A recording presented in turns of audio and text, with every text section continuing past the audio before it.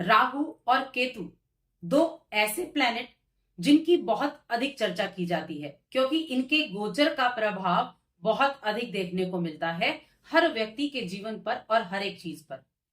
कहने को तो ये ग्रह हैं, लेकिन एक ऐसे ग्रह जिनका कोई अस्तित्व नहीं, यानी जिनको देखा नहीं जा सकता, ये छाया ग्रह हैं।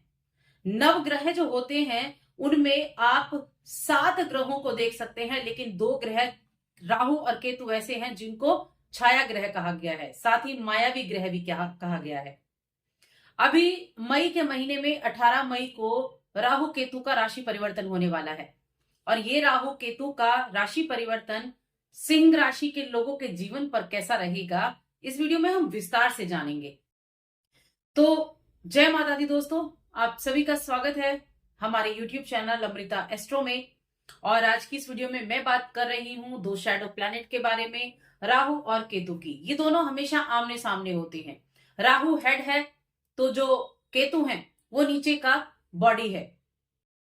अब दोनों को अगर देखा जाए तो दोनों एक दूसरे के पूरक हैं। जहां भी राहु विराजमान होगा उसके सामने वाले घर में केतु होता है 180 डिग्री पे। अब यहाँ राहु जो है वो अभी तक मीन राशि में थे और 18 मई को आ जाएंगे वो कुंभ राशि में।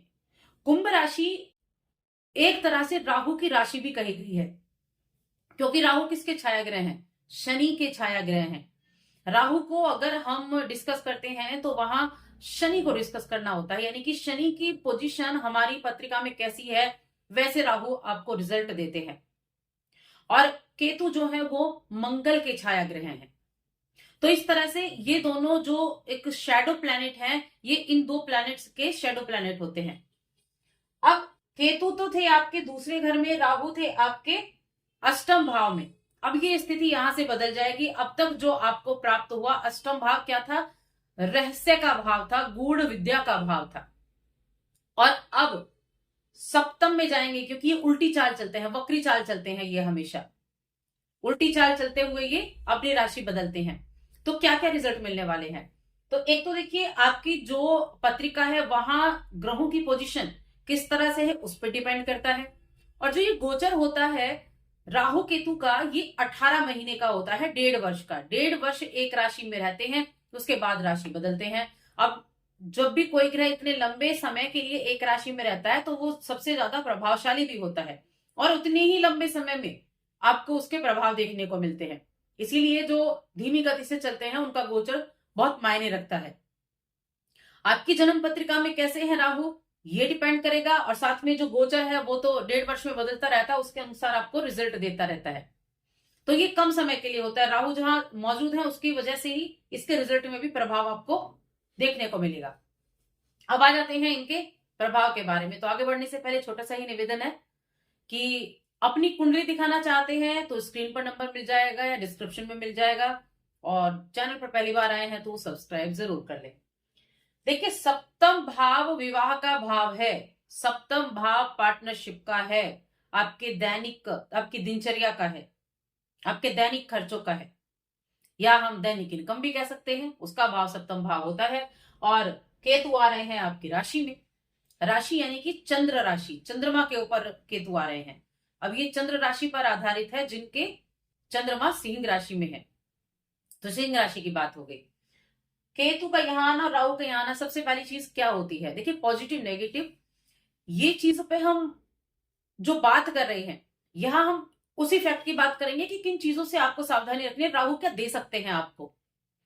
अब सप्तम भाव में आने से क्या होगा? आपकी नेटवर्किंग बढ़ सकती है, आपकी बिजनेस बहुत ज्यादा ग्रो हो सकता है राहु के इस गोचर से, क्योंकि बिजनेस का भाव भी है ना। इसके अलावा ये पार्टनरशिप का है, तो ऐसी स्थिति भी हो सकती है कि आपका पार्टनर बड़ा फेमस हो जाए, क्योंकि राहु का काम क्या है? विख्यात करना। राहु क्या है? राहु दायरा तोड़कर बाहर निकलने वालों में से है। जो पारंपरिक चीजें हैं उनको छोड़कर नया कुछ करना है, वो राहु है। राहु को पूरा विस्तार पूर्वक चाहिए, राहु को सब कुछ चाहिए। राहु के लिए कोई बाउंडेशन नहीं है, ये हम सभी जानते हैं। राहु के लिए कोई बाउंडेशन नहीं है। जब बाउंडेशन से निकलकर हम बाहर करेंगे तभी तो हम विख्यात होंगे, तभी तो हम ज्यादा कुछ खोज पाएंगे। तो वो राहु है। तो यहाँ जीवन साथी आपका बड़ा फेमस हो सकता है और सोशल मीडिया के थ्रू वायरल हो जाए, उसकी पोजीशन बड़ी एकदम से हाई हो जाए, और केतु यहाँ सामने बैठे हुए हैं, तो क्या होगा, इनसिक्योरिटी हो जाएगी।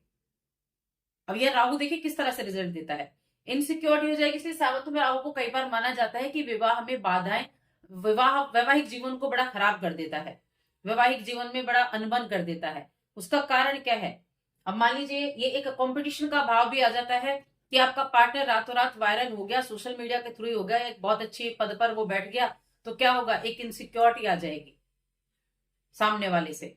तो सामने क्योंकि केतु है, ठीक है, तो सिंह राशि के लिए सप्तम में आए हैं, तो यहाँ स्थितियां ऐसी बन सकती हैं, डिटैचमेंट करा देता है, ये तो रातों रात वायरल हो गए या हो गई, ये तो ऐसा हो गया, अब मुझे कौन पूछेगा या मुझे कौन देखेगा, तो ये इनसिक्योरिटी आपके अंदर आ जाएगी। तो ये एक ऐसी चीज है जिस पर आपको थोड़ा कंट्रोल करना है। अब केतु अगर राशि में बैठे हैं तो चीजों को लेकर इनसिक्योरिटी कहीं ना कहीं रहेगी, खुद को लेकर, खुद के लिए गए डिसीजंस को लेकर, कि आप अगर कुछ बिजनेस कर रहे हैं, आप देखिए नई अपॉर्चुनिटी भी मिलेगी कि आप किसी के साथ बिजनेस शुरू कर सकते हैं, आपको कोई पार्टनर मिल सकता है बिजनेस करने के लिए, लेकिन उस चीज को लेकर मन में शंका क्या रहेगी, शंका ये रहेगी कि ये पार्टनरशिप मैंने अच्छी की है या नहीं, या ये मेरा बिजनेस अच्छा चलेगा या नहीं, ये मैंने सोच विचार जो किया है, मैंने जो डिसीजन लिया है वो अच्छा है या नहीं। ये कहीं ना कहीं आपके मन में ये दुविधा रहेगी चीजों को लेकर, या मैं जो कर रहा हूं कर रही हूं वो ठीक है या नहीं, तो ये दुविधा भी आपके मन में रहेगी। लेकिन चीजें बढ़ेंगी भी, क्योंकि राहु का काम है कि वो आपको एक चीज देगा और उसी से आपको परेशान करेगा। ये एक सीधा सीधा नियम है राहु का। देखिए राहु एक्शन है और केतु उसका रिजल्ट है। तो राहु ने आपको क्या किया, राहु ने आपके जीवन साथी को वायरल कर दिया और अगले ही पल क्या हुआ, इनसिक्योरिटी मन में आ गई। अब क्या होगा, ये तो फेमस हो गया, ये इसको तो इतना अच्छा पद मिल गया, अब मैं क्या करूं, ये इनसिक्योरिटी आ गई, क्या अब ये हमारा रिश्ता अच्छा होगा। तो ये कई तरह की हर चीज में हम कह सकते हैं, बिजनेस में भी कह सकते हैं। मान लीजिए पार्टनरशिप में बिजनेस शुरू किया, बिजनेस बड़ा अच्छा चला, बहुत अच्छे से ग्रो कर गया, वहीं एक के मन में लालच आ गया, मैं तो खुद इस बिजनेस को चला सकता हूं, इसको क्यों रखूं, इस तरह की चीजें भी होंगी। तो जो भी कार्य करें बड़ा सोच समझ करके, थोड़ा सोच विचार करके, थोड़ा सा ध्यान रखना होगा। राहु का काम है बहुत अधिक सोचना, किसी भी तरह से अपने आप का विस्तार करना, जिस घर में बैठेगा उस घर से जुड़ी हुई चीजों का विस्तार करेगा। क्योंकि देखिए राहु आपको चीजों से अटैच करता है, बाहरी दुनिया से अटैच करता है, भौतिक चीजें सारी चाहिए उसको। केतु क्या है, केतु डिटैचमेंट है, केतु डिटैच करता है। केतु कहता है कि बाहरी दुनिया सब मोह माया है, जो है वो अंतर्ज्ञान है। तो इस समय अवधि में आपकी यात्राएं भी होंगी, आपके लिए एक ऐसा मोड़ भी ये हो सकता है केतु के आपकी राशि में बैठने से कि आप धर्म की राह पर चले, धार्मिकता आपके अंदर हो, धार्मिक कार्य करें, आपका रुझान ऐसे अध्यात्म की तरफ हो जाए, या स्पिरिचुअलिटी बहुत ज्यादा आपके अंदर हो जाए, ऐसी भी रहेंगी, धार्मिक यात्राएं भी रहेंगी। यहाँ केतु की दृष्टि अगर आप देखें तो केतु की दृष्टि एक दो, राहु की 1 2 3 4 5 11वें घर पर गया, तो लाभ भी आपको मिलेगा, मित्रों का सहयोग भी आपको मिलेगा, नए नए मित्र भी आपके बनेंगे, बड़ों का सहयोग भी मिलेगा। लेकिन फिर उन्हीं से आपको थोड़ा सा इनसिक्योरिटी भी रहेगी, क्योंकि दे तो रहा है राहु, लेकिन इनसिक्योरिटी भी साथ में देता है। इसीलिए कहा जाता है कि राहु जब देता है ना तो वो स्थायी नहीं होता, क्योंकि वो उनके द्वारा जब आपको सब चीजें दे देगा तो उन्हीं से परेशान कर देगा। केतु स्थायी चीजें देता है।